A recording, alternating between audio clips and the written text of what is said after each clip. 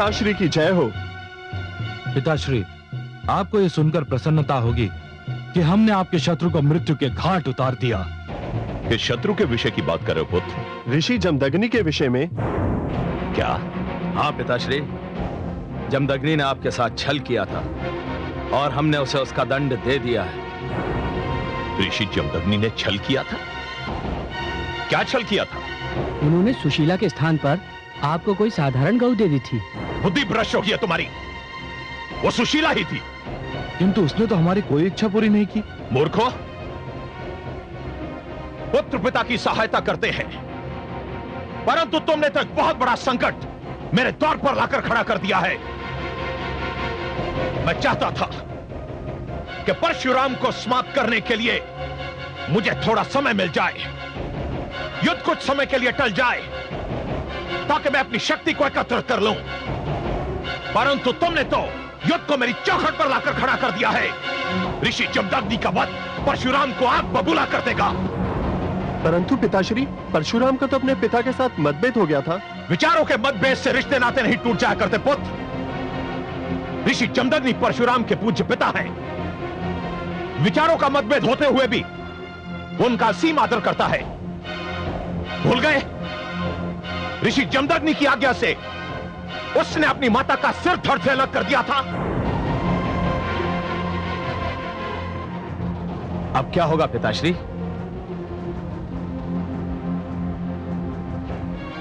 मुझे सोचने दो, मैं एकांत चाहता हूं।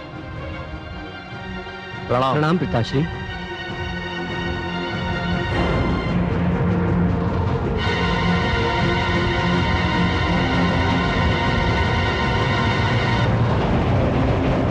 प्रणाम माताश्री।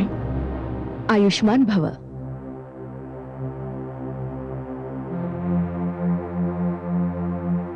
क्या बात है स्वामी, आप बहुत चिंतित लग रहे हैं। बहुत बड़ा अनर्थ हो गया महारानी। हमारे पुत्रों के हाथों ऋषि जमदग्नि का वध हो गया है। इसका तो बहुत भयंकर परिणाम हो सकता है। तो मैं क्या कर सकता हूं? ऋषि जमदग्नि को जीवित तो नहीं कर सकता। अपने पुत्रों को दंड तो दे सकते हैं आप। कैसी माता हैं आप? अपने पुत्रों पर दया करने के स्थान पर उन्हें दंड दिलाना चाहती हैं। वे दया के पात्र नहीं है स्वामी। संतान की भूल को अनदेखा करना संतान को और भी बिगाड़ने के समान है। कोई दूसरा संतान को दंड दे, इससे अच्छा है कि माता पिता स्वयं अपनी संतान को दंड दें। किसमें इतना साहस है कि मेरे होते हुए मेरी संतान को दंड दे? परशुराम को भूल रहे हैं आप। उसमें इतना साहस कहां कि वो मेरे सम्मुख आए। वो आपके सम्मुख आ चुका है स्वामी। उस समय मैं तैयार नहीं था और अब वो पहले से अधिक तैयार है। आप परशुराम से अत्यधिक प्रभावित दिख पड़ती है महारानी। जब वो पहली बार मेरे सामने आया था, तब मैंने उसे पुत्र कहकर पुकारा था। तो फिर उसी पुत्र की शरण में क्यों नहीं चली जाती आप? आपका परामर्श अनुचित नहीं है।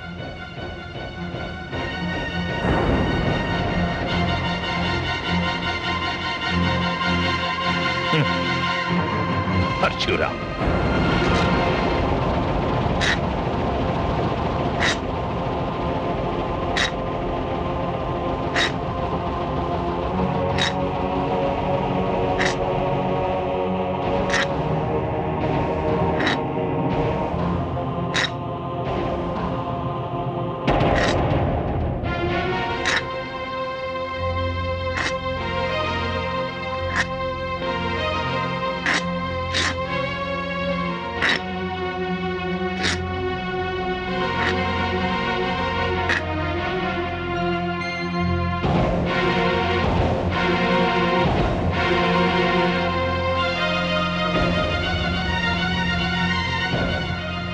महारानी मृण्मयी, आप? हाँ पुत्र, मैं तुमसे कुछ मांगने आई हूँ। जानता हूं। यदि आप अपने पति और पुत्रों के लिए जीवन दान मांगने आई हैं, तो मेरी विनती है, ना मांगिएगा।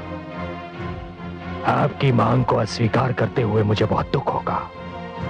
और यदि मैं क्षमादान मांगू तो? क्षमादान किसके लिए महारानी? स्वयं आपने तो कोई ऐसा कार्य नहीं किया जिसके लिए आपको क्षमा की आवश्यकता हो। और सहस्रार्जुन और आपके राजकुमारों को क्षमा करने का कोई प्रश्न ही नहीं उठता। वे स्वयं तुमसे क्षमा मांगे तब भी?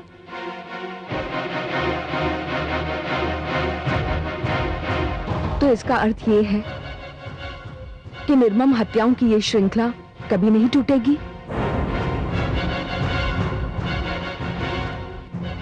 क्या इस श्रृंखला का आरंभ मैंने किया था महारानी? और क्या आपके पति और पुत्रों के अपराधों को भुलाने के लिए क्षमा पर्याप्त है? नहीं है। किंतु क्या हिंसा का उत्तर हिंसा और हत्या का उत्तर हत्या से देने से अपराध की महत्ता कम हो जाती है? पुत्र, मेरे पति और पुत्र अहंकारी हैं। तुम तो नहीं हो। तुम बुद्धिमान हो, शक्तिशाली हो। क्षमा वही कर सकता है जिसे अपनी शक्ति पर भरोसा है। तुम क्षमा कर सकते हो पुत्र, तुम ही क्षमा कर सकते हो।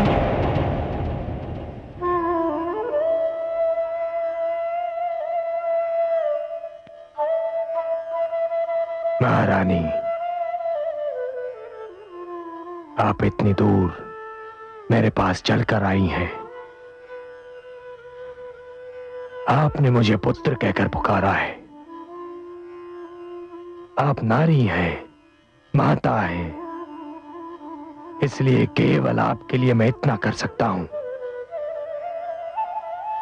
कि यदि आपके पति और आपके पुत्र समस्त ऋषि समाज से, समस्त भार्गव समाज से अपने दुष्कर्मों के लिए क्षमा मांग लें और ये वचन भी दें कि वो भविष्य में कभी किसी को पुनः कष्ट नहीं देंगे,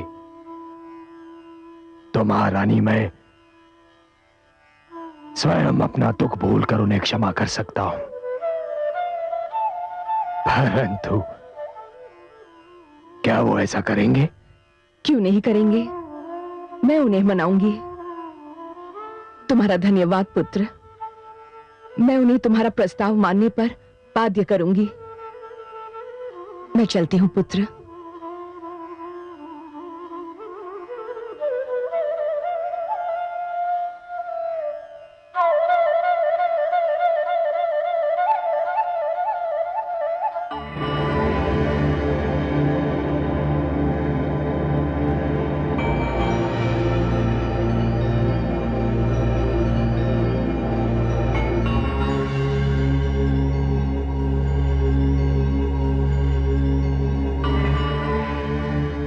महारानी, मिलाई अपने पुत्र से? हाँ स्वामी, मैं केवल मिल आई बल्कि एक शुभ संदेश लेकर लौटी हूँ। शुभ संदेश? हाँ स्वामी, बहुत शुभ संदेश। परशुराम संधि करने को तैयार हो गया है। क्या? मैं सत्य कह रही हूँ स्वामी। परशुराम ने कहा है कि युद्ध रुक सकता है, संधि हो सकती है। तो मुझे क्या करना होगा? कुछ अधिक नहीं, केवल ऋषि और भार्गव समाज से अपने उन कर्मों की क्षमा मांगनी पड़ेगी जिनके कारण ऋषियों, आचार्यों और विद्यार्थियों को कष्ट पहुंचा है। क्या? हाँ स्वामी, परशुराम ने यही कहा है कि यदि आप क्षमा मांग लेंगे तो वो आपको क्षमा कर देगा। महारानी, मस्तिष्क तो नहीं फिर गया आपका? मैं क्षमा मांगू? सम्राट शस्त्रार्जुन क्षमा मांगे? वो सम्राट शस्त्रार्जुन जिसने इतिहास में पहली बार क्षत्रिय शक्ति की प्रभुसत्ता स्थापित की है, क्षत्रिय धर्म को पालन करने का सर्वोच्च नियम बना दिया है, अपने यश की पताका चारों दिशाओं में फैला दिया है, क्षत्रियों के सिर झुकाने के इस प्रयास को शुभ संदेश कहती हैं आप? महाराज, शांत होकर सोचिए। ऋषियों के विरुद्ध आपका क्रोध आपकी निजी समस्या थी जिसे आपने जातिवादिता के संघर्ष में परिवर्तित कर दिया। कहना क्या चाहती हैं आप? स्वामी, आपने स्वार्थ और निजहित के लिए जो कुछ भी किया वो आने वाली पीढ़ियों के लिए अभिशाप बन सकता है। जातिवाद का रोग यदि समाज के रक्त में घुल गया तो इसके परिणाम बहुत भयंकर हो सकते हैं। आप भविष्य से खिलवाड़ कर रहे हैं स्वामी। आप अकारणी भविष्य की चिंता किए जा रही हैं महारानी। हम वर्तमान में जीते हैं। मुझे भविष्य की चिंता है क्योंकि मैं एक माता हूं और जानती हूं कि हम और आप वर्तमान हैं, किंतु हमारे पुत्र भविष्य है और इस भविष्य को मैं बहुत बड़े संकट में देख रही हूं। क्या देख रही हैं आप?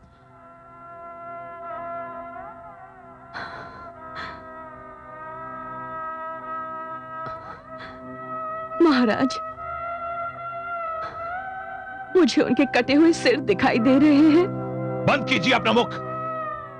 आप अपनी संतान के लिए ऐसी अशुभ और भयानक बातें कर रही हैं।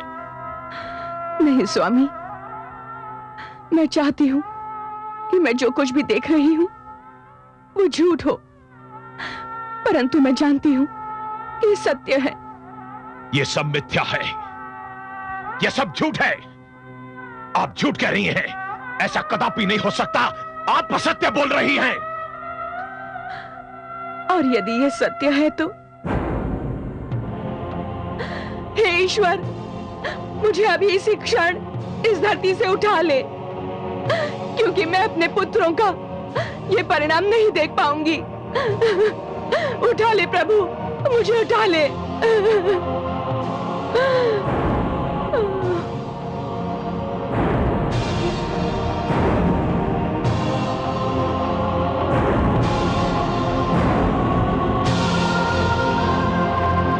महारानी, महारानी, महारानी, महारानी।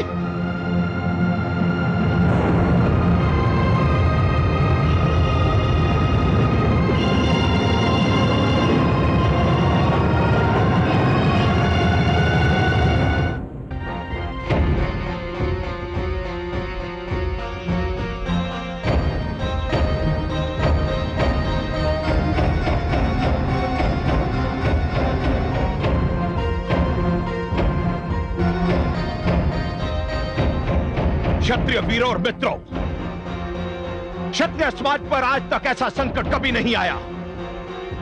हमारा अस्तित्व संकट में पड़ गया है। भार्गवों ने हमारे विरुद्ध संगठित होकर क्षत्रियों का अंत करने का निश्चय किया है।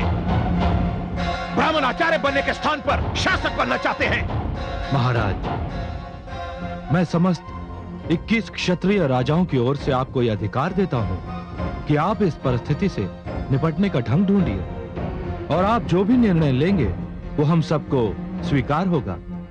धन्यवाद मित्रों, आपने मुझ पर जो विश्वास प्रकट किया है मैं उसका आभारी हूं। इस संकट से निपटने का एक ही उपाय है, हम एक साथ मिलकर रहें, एक साथ युद्ध करें। भार्गव संगठन का उत्तर केवल क्षत्रिय एकता है। महाराज, हमारी सेनाएं और हमारे कोष इस एकता के लिए आपके सम्मुख प्रस्तुत हैं। हम सर्वसम्मति से आपको अपना नायक मानते हैं। महाराज सहस्त्रार्जुन की, क्षत्रिय एकता की, महाराज सहस्त्रार्जुन की, क्षत्रिय एकता की, महाराज सहस्त्रार्जुन की, क्षत्रिय एकता की, महाराज सहस्त्रार्जुन की, क्षत्रिय एकता की।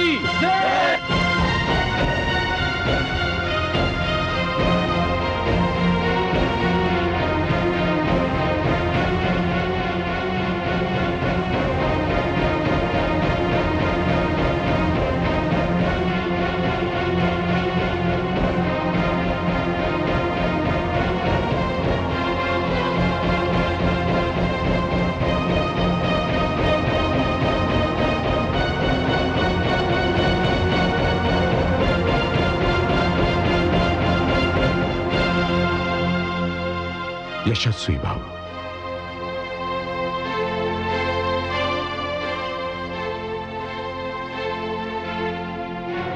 वत्स परशुराम, तुम्हारे पिता ऋषि जमदग्नि की हत्या से ऋषि समाज को बहुत बड़ा आघात पहुंचा है। परंतु हम मात्र तुम्हारे पिता की हत्या पर शोक व्यक्त करने नहीं आए, अपितु तुम्हें यह बताने आए हैं कि यद्यपि हमें जातिवाद से घृणा है, परंतु जिस प्रकार सहस्रार्जुन अपने स्वार्थ की सिद्धि के लिए क्षत्रियों को भ्रमित करके आश्रमों को नष्ट करने का प्रयत्न कर रहा है, हमारे समक्ष इसके अतिरिक्त और कोई उपाय नहीं है कि हम उसकी धृष्टता का प्रत्युत्तर दें। हमने निर्णय किया है कि आप भार्गवों को संगठित करने का जो कार्य कर रहे हैं उसमें आपको सहयोग दिया जाए। मैं आप सबका आभारी हूं। वत्स, तुमने नवयुवकों में एक नई शक्ति, नई स्फूर्ति भर दी है। हम तुम्हें धन, सेना या किसी अन्य सामग्री की कमी नहीं होने देंगे। हम सहस्रार्जुन का सामना करने के लिए भलीभांति तैयार हैं। मैं पुनः एक बार आप सबका आभार प्रकट करता हूं। वत्स परशुराम, तुम्हारे पिता ऋषि जमदग्नि की सहस्रार्जुन द्वारा जघन्य हत्या मात्र तुम्हारे पिता की हत्या नहीं है, अपितु समस्त ऋषि मुनियों के मान सम्मान की हत्या है, और हम सब इसका घोर विरोध करते हैं। युद्ध की घोषणा करो वत्स।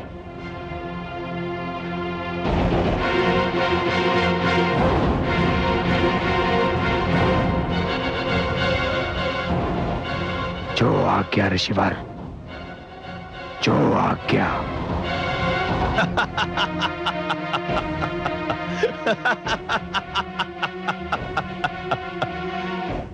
यह भी उत्तम हुआ। अब कोई भी हम पर दोष नहीं धरेगा कि युद्ध का आरंभ हमने किया। हमारी सूचना के अनुसार परशुराम कभी भी हमारी राजधानी पर आक्रमण कर सकता है। महाराज, क्या यह उत्तम नहीं होगा कि हम परशुराम को यहां पहुंचने ही ना दे, उसे यहां आने से पहले ही रोक दे? नहीं, उसे आने दीजिए। सेनापति, जी महाराज। हमारे राजकुमारों को सूचित कर दिया जाए कि कमर कस ले, आक्रमण किसी भी क्षण हो सकता है। जो आज्ञा महाराज।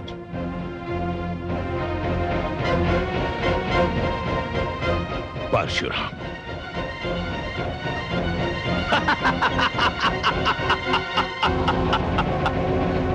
परशुराम, दाता ने जन्म से पूर्व ही मानव समाज के विभिन्न वर्गों के लिए कार्य नियुक्त कर दिए थे। हम ब्राह्मण हैं। समाज को शिक्षा प्रदान करने का कार्य हमें सौंपा गया था, और समाज की रक्षा करने के लिए क्षत्रियों को जन्म दिया गया था। परंतु ये तो विधि की विडंबना है कि जिसे रक्षक का कार्य सौंपा गया वही भक्षक बन गया है, लुटेरा बन गया है। समाज में सुरक्षा के स्थान पर असुरक्षा फैला रहा है।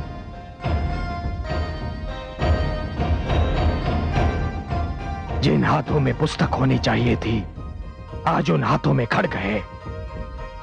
जो हाथ आशीर्वाद देने के लिए बने थे, यदि आज उन हाथों में शस्त्र दिखाई दे रहे हैं तो इसमें हमारा कोई दोष नहीं है।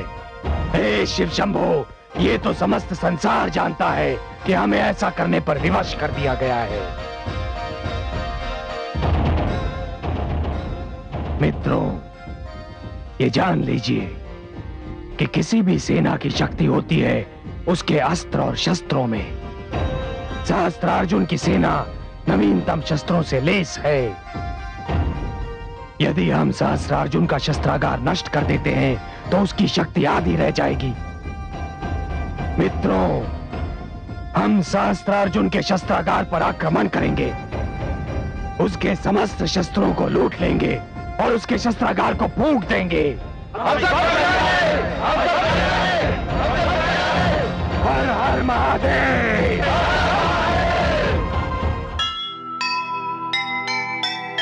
सत्य अहिंसा धर्म से जो लेगा मुख मोड़, देगा उसको ईश्वर बीच डगर में छोड़। नगरी अत्याचार की जब मुख तक भर जाए, समझो वो दिन है निकट जिस दिन होगा न्याय, जिस दिन हो